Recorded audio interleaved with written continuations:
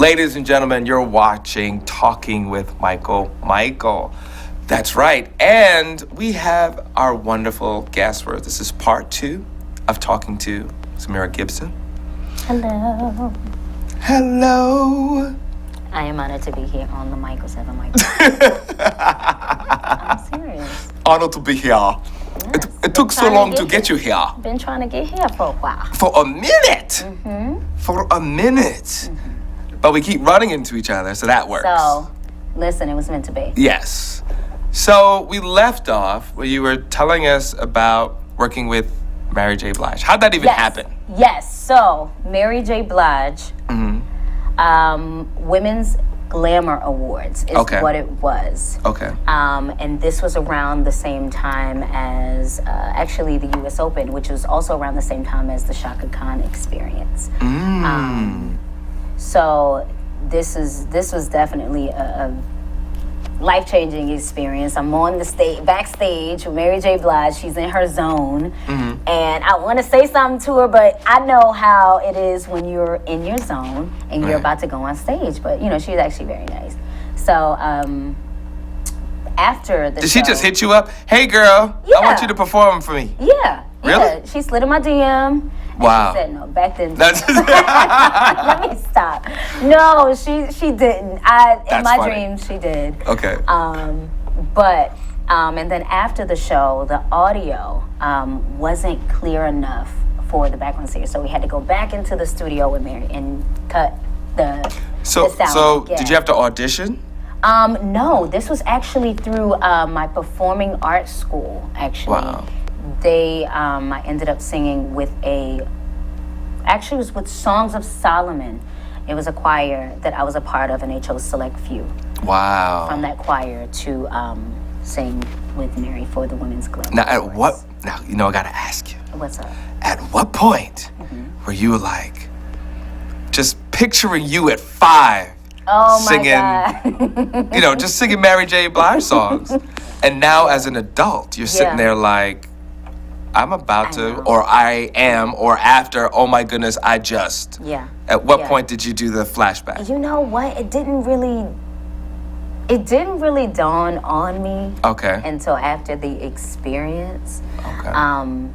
Because I guess I was, just, so focused and seeing and just observing what artists of this capacity, of this level, what do they do before they go on stage? Like, I'm just busy just in the zone, just, watching and seeing how could I, better, what else do I need to do? Right.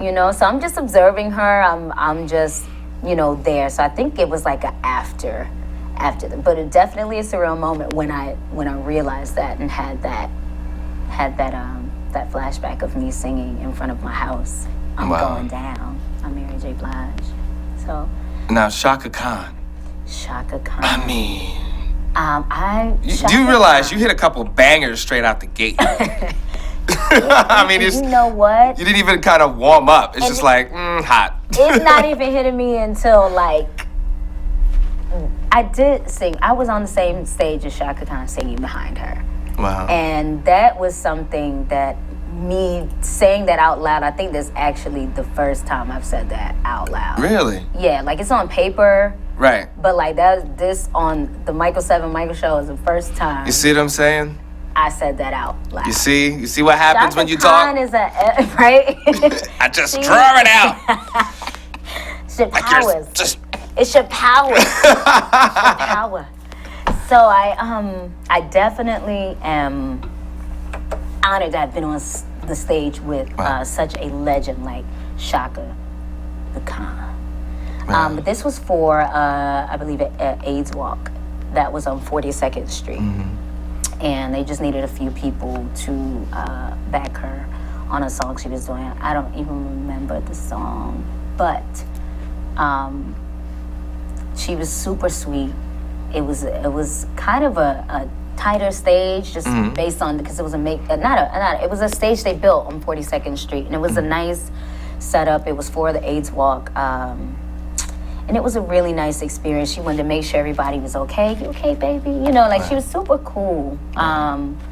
but it was super quick. I wish I had more time to actually like talk to these people, talk to her.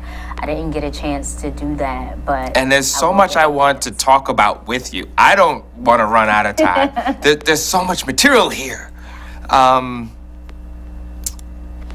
For instance, sign language. Oh. And you actually give back, helping. How do you do that? Do you teach sign language? You work with people that only speak sign language? Okay, I was working with kids for a while. Okay. I'm on a break at the moment because I have a lot to do, and if I don't help myself, I can't help anybody. Right.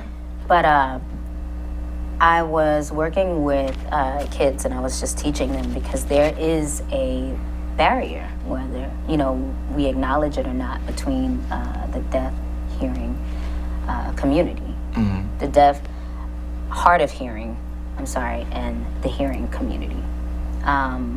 So I started learning on YouTube when I was still in South Carolina, and it was just something I would come home and just get on the computer and do it. Just look at videos, people signing songs, people just, doing whatever it was in sign language. Actually, my older sister, she got her signing certificate first. Wow. My sister Tiffany. And then I guess it intrigued me now that I think about it. Yes, that intrigued me. So fast forward, I went through college. That's the fast forward sound. Right. Okay. took some courses, took some basic courses in sign language, and before I knew it, I had deaf friends, and they were teaching me some more. Wow. And did they teach you all the bad words? They did teach me the bad words. That's the first thing you ask. That's universal. It's universal. What's the bad words? Like, teach me how to say those first, so I can say them without anybody like hearing me. So I met one of my very best deaf friends. His name is Oscar. I met him at a club.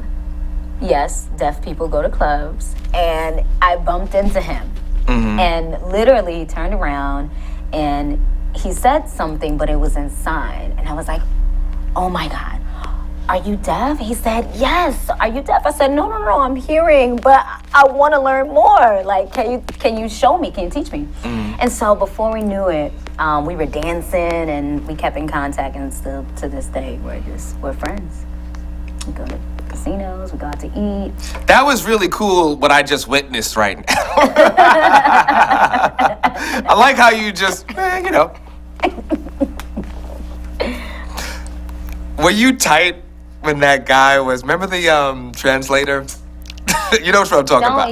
Don't even. That's a bunch, I don't even know how that far. Like, who? Watch the news if you don't know what we talk about. For real. That's you should be ashamed happened a of few yourself. times. That's happened. Oh, really? That's happened a few times. Wow. Translators just get up there. And So can you while you're talking, can you tell us about the new music? Okay. And also do it in sign? I can try. I'm still to this day still learning. Okay, let's get a moved wider away. shot. So I do have some new music coming out. I forgot to say soon. I think that's soon. I have a song. It's called Home. Home. Home. And I can't tell you when it's coming out. But I can tell you that the video is crazy. And it was, let me see, the video was shot by Annie Bach Studios. And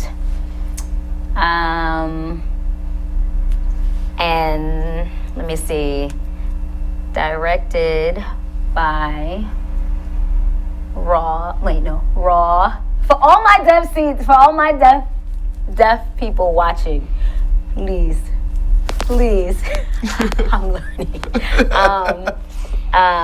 So yeah, Raw Forest Media. Craig Bosket, who is my creative director. I don't know how to say creative, but my director. We don't have to dress through anymore. That was awesome. Yeah. Thank you so much. That was my finger spelling. I need to much get better with that. But hey, you know what? I can applaud. There you go. You know. That's wonderful. This is wonderful for those of you who are watching. And I did learn Silent Night once. Nice. Yeah. Nice. Like Silent Night. Correct. And there are a few different ways to say it. I know a little something. But you know some stuff. You know some signs. A little something, you know. That's awesome. But I would definitely encourage anybody out there, because a lot of people don't realize that deaf people write books. They write movies, scores. They do all the jobs that hearing people do. They just need a little bit more accommodation to certain things, but I think that's amazing. Handicap. So definitely get to know. And I know you're so busy, but continue, because that's awesome. They actually should teach that in school. They do have it as electives. I took it as an elective in college, but I'm talking about high school, or even there's a They should. They're part of the landscape of the country, the world. It's very, very true. I actually went to Ghana, and nobody spoke sign language on this bus that I was taking from Accra to Kumasi. And he was there. He was kind of like begging for money, and he's like, I went with my boyfriend. He's like, he's deaf. He's deaf. You should sign to him. So I started signing, and before you know it, we were like going back and forth. And he was so happy that somebody knew his language. Wow. Now, mind you, I don't speak. I know very small of Tree, which is a Ghanaian language. But sign language is universal? Sign language is universal. A lot of people. So it's different. It's different in places, but ASL usually globally everybody knows the American Sign Language. So when you travel to America, usually everybody knows. But the alphabet, like for people in like London or I forget what it's called there, but it's definitely because that'd be kind of tough. I mean, if everybody everyone that spoke sign language speaks the same. That's kind of cool. Yeah, it's just like when other people come to America, they speak English. Like they just I'm still trying to speak English. Right. So. Right. What you gonna do? Sorry. That's why I press buttons. So that way I'll let you talk. You're talking with me, but you talking. So you shot a music video that I thought was amazing. And what was that experience like as an artist to do your art overseas? I mean, did you feel any different than here? And it definitely felt different. It did. I was welcomed. Like, not saying that I'm not welcome here, but what I'm was that a tea moment? No, it was something. I don't know what it was, but honestly, I mean, I'm awesome. I like to think I'm welcome at all places, but Ghana was a whole new experience. Like going out there and shooting that video and having a full African team come together by just the message of and what we were doing. Like they were a part of it from setting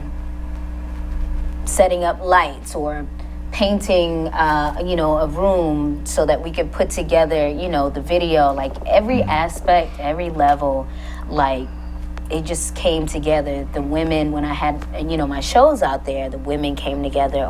Let me sew this garment for you so that you can sit like this on stage. And one came and emceed my show. Another one came and she greeted people at the door, whatever. It was just such a team effort there.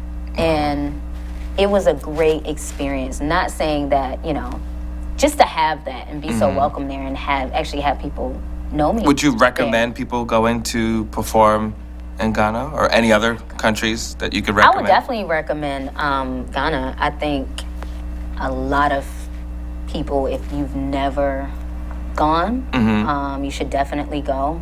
A lot of Black people in particular, African American, whatever the politically correct term is, I think you need to go. Everybody, period. But first and foremost, I hear a lot of Black and brown people say, oh yeah, I went to Paris and I've gone to... But have you gone to the motherland?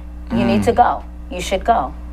It's a whole... I cried when I had to leave. It was an emotional experience when my foot touched the ground. It was very emotional. I thought that people were kind of like being extra deep when it was like, I felt vibrations when I went over there.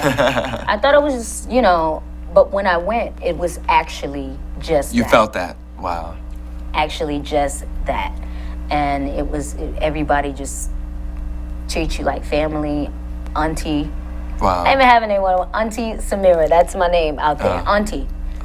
And it was a really, really dope experience, and just being involved in everything. Did that affect your art in any way? Like the way you write songs or perform? Did it shift anything? Or created some great music out there. Okay. Just seeing how the musicians work out there.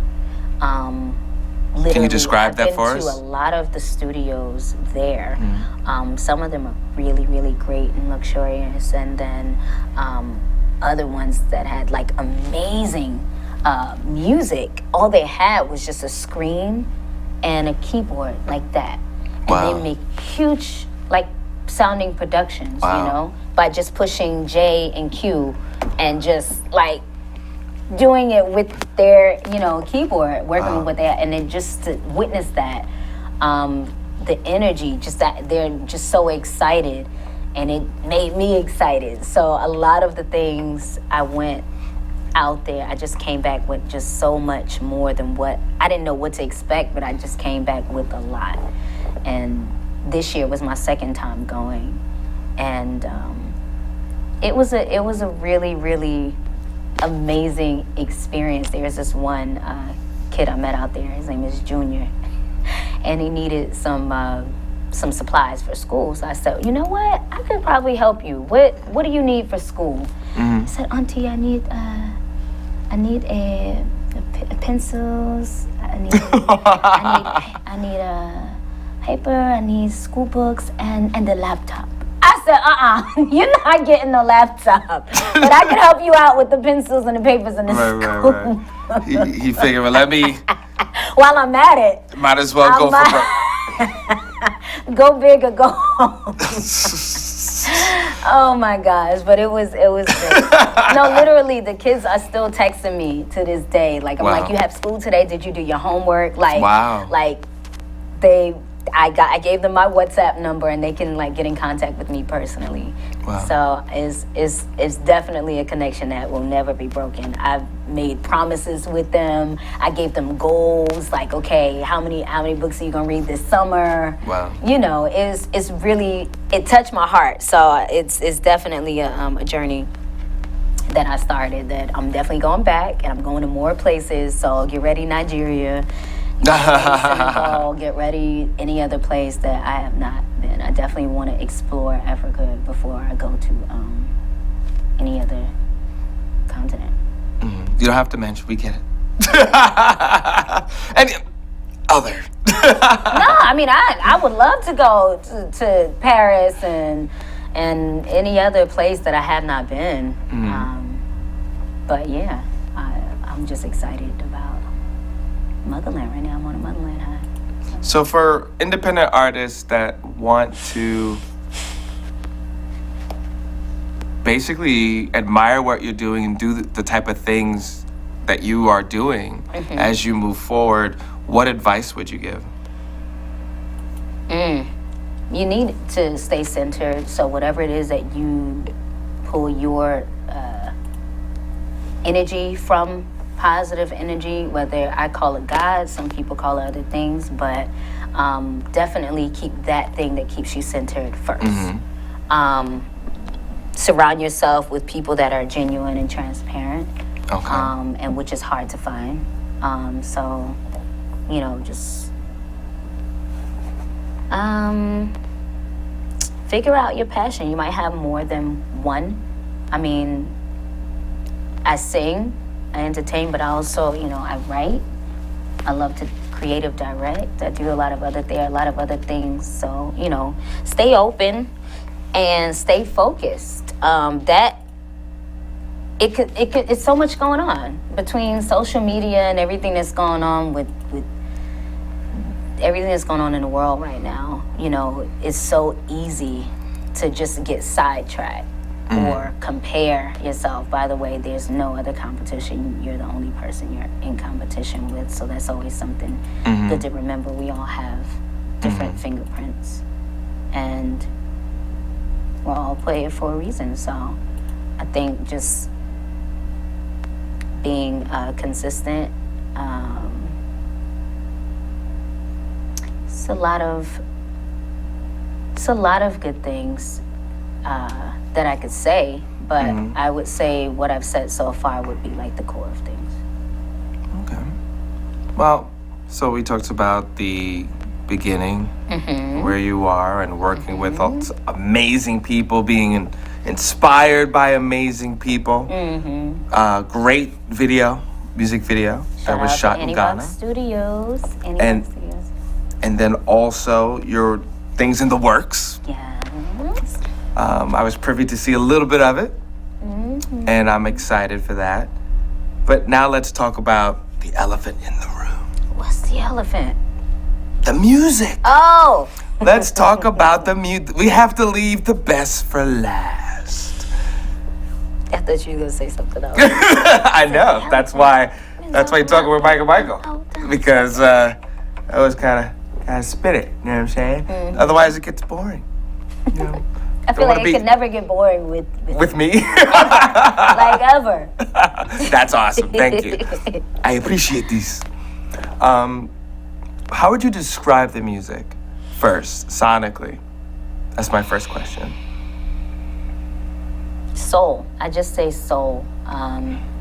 Because whatever I sing, regardless of what genre is influenced by, you're gonna hear this voice. And God gave me a soulful voice. I can't shake that. So. And what does that voice say? What is the message?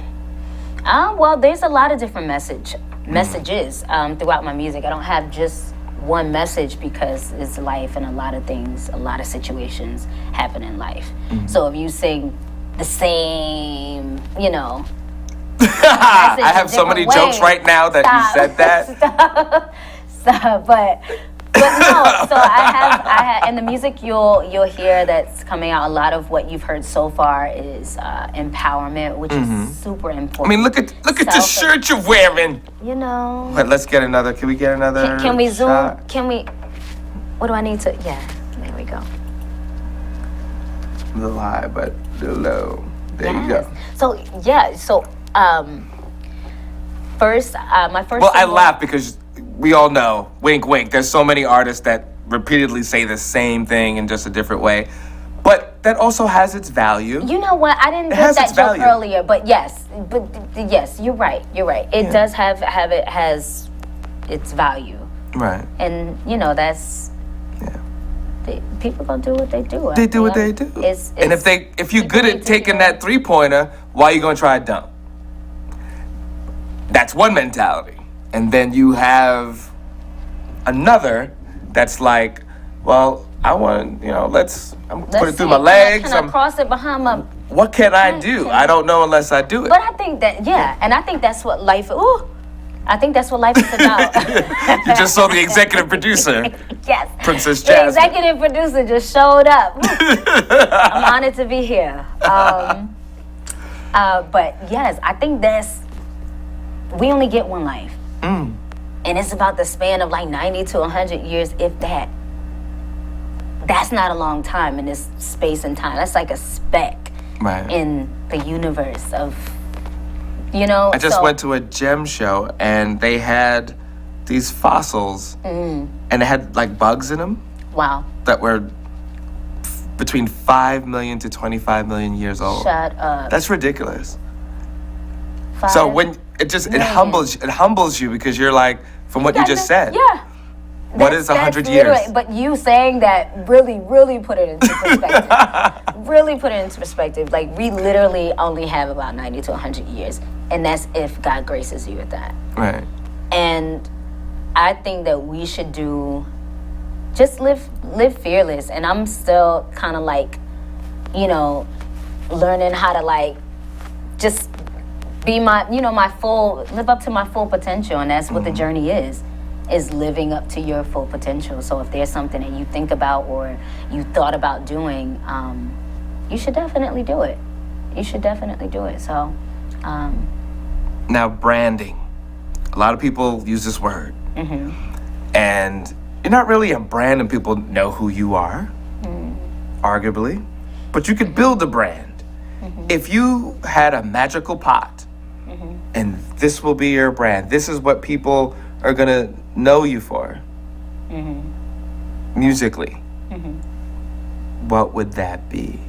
And I would say, like, if you say John Lennon, you think of, all we need is love. If you think, the love, like, you quickly go to that. If you, different artists, some people, just drama. You know what? What is your thing? I forgot to say that I love Whitney. And she also comes from Jersey, the same area that, is responsible for Lauryn Hill and myself. But I just had to... No. That was completely separate from brand, which I'm not a huge fan. She deserves her respect to be mentioned. I had to take that time out to say... And nobody tried to take that away from her either. We love you, Whitney. Yeah.